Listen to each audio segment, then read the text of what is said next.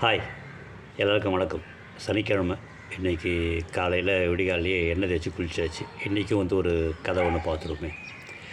இது எந்த மாதிரி கதைன்னா, எல்லா வீடுகள்லையுமே யாராவது ஒருத்தவங்க ஏதாவது ஒரு விஷயத்தை ரொம்ப கரெக்டாக பண்ணுவாங்க. சரியான விஷயத்தை அவங்க தொடர்ச்சியாக பண்ணிக்கிட்டே இருப்பாங்க.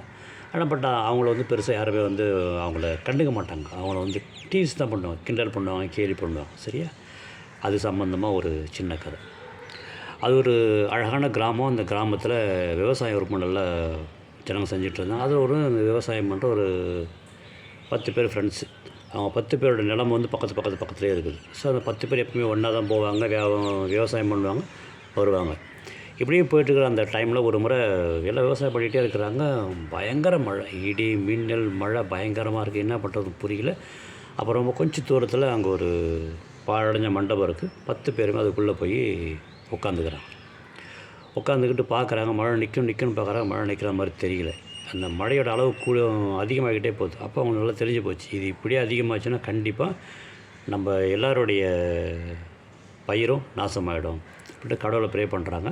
அதில் ஒருத்தர் சொல்கிறாப்புல, இது வேறு ஒன்றும் கிடையாது, நம்ம 10 பேரில் யாரோ ஒருத்தர் நிறைய பாவம் பண்ணியிருக்கிறோம், அதனால தான் நம்மளை கடவுள் தண்டிக்கிறாரு.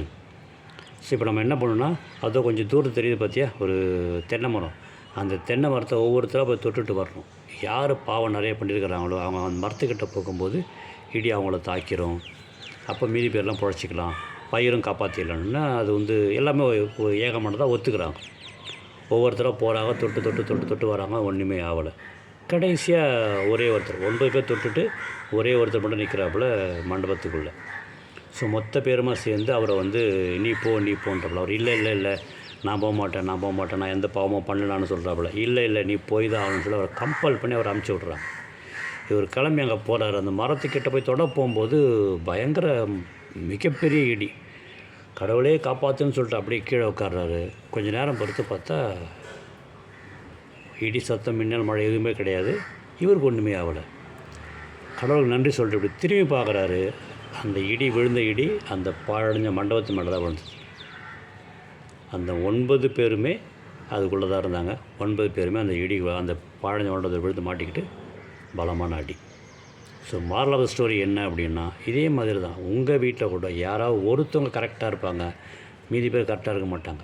அந்த கரெக்டாக இல்லாத எல்லாருமே சேர்ந்து அந்த ஒருத்தரை டீஸ் பண்ணுறதுக்கு பதிலாக அவங்கக்கிட்ட அந்த விஷயத்தை கற்றுக்கிட்டு நீங்களும் ப்ராக்டிஸ் பண்ண ஆரம்பிச்சிங்கன்னா நீங்களும் அற்புதமாக இருக்கலாம், ஆனந்தமாக இருக்கலாம். ஆனந்தமாக இருந்தால் கண்டிப்பாக ஆரோக்கியமாக இருக்கலாம். ட்ரை பண்ணுவோமா?